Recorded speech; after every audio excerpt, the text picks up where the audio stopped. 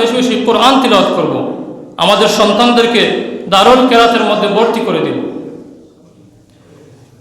এই দারুল কেরাতের মধ্যে ভর্তি করে দিলে কি হবে, যে 1 মাসে 1 বৎসরের পড়া হবে, 1 মাসে 1 বৎসরের পড়া হবে। আপনার কলেজ পড়ুয়া, স্কুল পড়ুয়া, মাদ্রাসা পড়ুয়া সকলকে ভর্তি করে দেন এই রমজান মাসে দারুল কেরাতে, তাহলে তার কোরআনের সাথে সম্পর্ক হবে। আমরা দেখেছি, আমরা যখন দারুল কেরাত পড়তাম তখন 1 মাস আমরা কোরআন পড়তাম, কোরআনের সাথে এমন সম্পর্ক হতো, আমরা আমাদের উস্তাদদেরকে মা এবং বাবার চেয়ে বেশি তাজিম করতাম। বাড়িতে এসে মা এবং বাবার জন্য আমরা কাজ করতাম, সাহায্য করতাম কাজে। কেন? যে উস্তাদ আমাদেরকে শিখিয়ে দিয়েছেন। এই 1 মাসের দারুল কেরাতের পড়া এমন মহব্বত তৈরি হয়, বিদায় অনুষ্ঠান আমরা দেখেছি যে প্রত্যেকটা ছেলে এবং মেয়ের চোখের মধ্যে পানি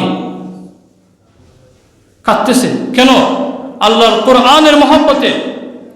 1 মাস আপনার সন্তান এই কোরআন পড়েছে, কোরআনের এমন মহব্বত তার অন্তরে তৈরি হয়েছে, সে বিদায়বেলা কাঁদতেছে।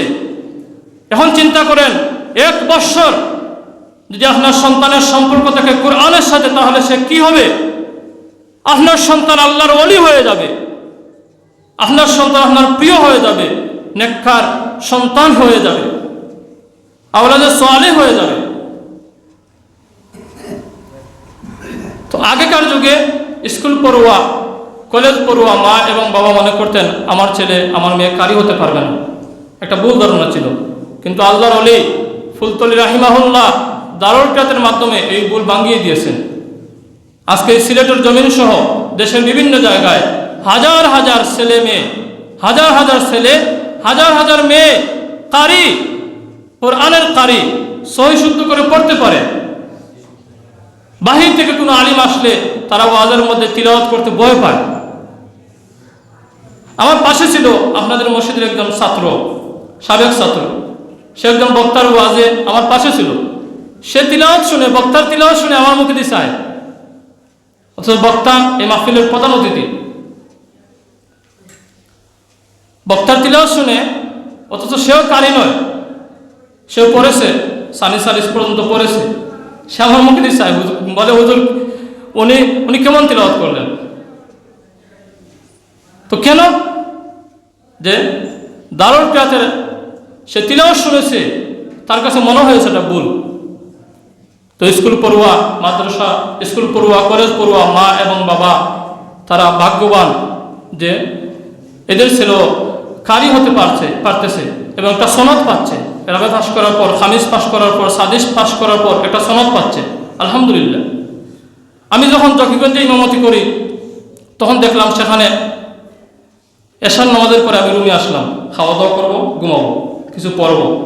তো কয়েকটা যুবক আসলো নামাজ পড়ার জন্য, মসজিদ খোলা, এত উন্নত মানের মসজিদ ছিল না, মসজিদ খোলা, তারা মসজিদের মধ্যে নামাজ পড়তেছে। তো তারা জামাতে নামাজ পড়তেছে, 4-5টা ছেলে হবে। আমি রুমের মধ্যে বসা, যে ছেলেটি নামাজ পড়াইতেছে এত সুন্দর তিলাওয়াত, আমি রুম থেকে বের হয়ে গেলাম, কে নামাজ পড়াইতেছে? এসে দেখি শার্ট প্যান্ট, গায়ে শার্ট প্যান্ট। বললাম সুবহানাল্লাহ।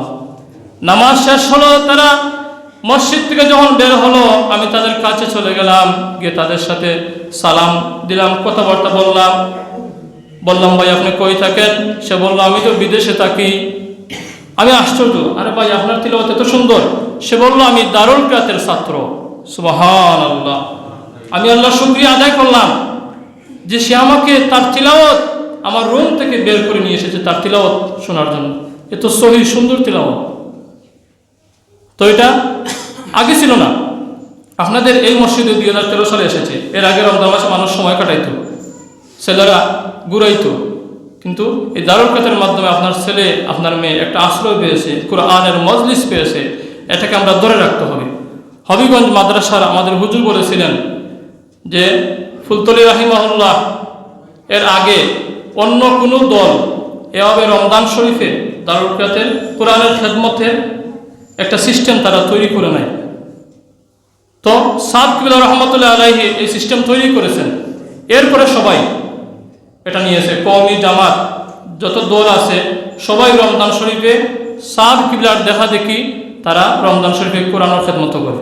তো তিনি বললেন, শোনো, সাদ কিবলা যেটা দেখাই দিয়েছেন রমজান শরীফে খেদমত করার দারুল কিবলার মাধ্যমে, তিনি একটা সওয়াব পাবেন। যত ইসলামিক দল এই রমজান শরীফে কোরআনের খেদমত করবে সাদ কিবলাকে দেখে, তাদের একটি সওয়াব আল্লাহ মাহফুজুল সাদ কিবলা রহমতুল্লাহ আলাইহির আমল নামার মধ্যে আল্লাহ পাক রব্বুল আলামিন দান করবেন। বলি সুবহানাল্লাহ। তিনি দলিল দিলেন যে হযরতে আদম আলাইহিস সালামের সন্তান হাবিল আর কাবিল, এদের মধ্যে একজন অপরজনকে হত্যা করেছিল। তো কাবিল হাবিলকে হত্যা করেছিল। তিনি বললেন, এরপরে যত হত্যা হবে দুনিয়ার মধ্যে তত হত্যার একটি অংশ কাবিলের আত্মার মধ্যে গিয়ে ফসবে। বলি নাউযুবিল্লাহ। কারণ সে সূচনা করেছিল।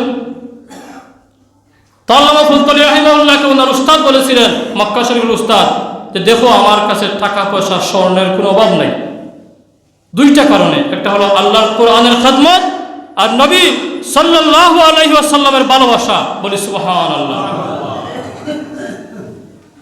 আমরা যেন এই রমজান শরীফে আমাদের সন্তানকে কোরআনের এই তেলাওয়াত থেকে বঞ্চিত না করি। সবাই যেন আমাদের সন্তানকে পাঠাই। আর বয়স্কদের জন্য একটা সময় আছে, বয়স্ক শিক্ষা। এই দারুল কিবলার মধ্যে আপনারা আসর করে বসতে পারেন, মাগরিব করে বসতে পারেন। যদি বসেন তাহলে আমরা শেখাবো। কারণ আপনার যদি এখন মৃত্যু হয়, আপনি শেখার সুযোগ নেই। আপনি মনে করেন এই রমজানে থাকবেন, তাহলে আপনার শেখার সুযোগ আছে। যদি কষ্ট করে আল্লাহর কোরআনটা শিখে যান, এটা আপনার জন্য সবচেয়ে বড় সফলতা। এই যুগে এসে যদি বলেন যে আমি কোরআন পারি না, এটা কেমন কথা? 1 মাস ক্লাস করলে, এই যুগে 1 মাস ক্লাস করলে, মিডিয়ার মধ্যে করেন বা আপনি বাসায় করেন, 1 মাস ক্লাস করলে কোরআন শেখা যায়। সুবহানাল্লাহ। যারা কোরআন শিখেছেন ভুলে গেছেন, আপনারাও এই রমজান শরীফে যেন কোরআনের তিলাওয়াত জারি হয়ে যায়। কারণ এই মাস হলো কোরআন নাজিলের মাস। আল্লাহ পাক রব্বুল আলামিন যেন আমাদেরকে তৌফিক দান করেন রমজান শরীফের বেশি বেশি নেক আমল করার। আমরা সকলে বলি আমিন।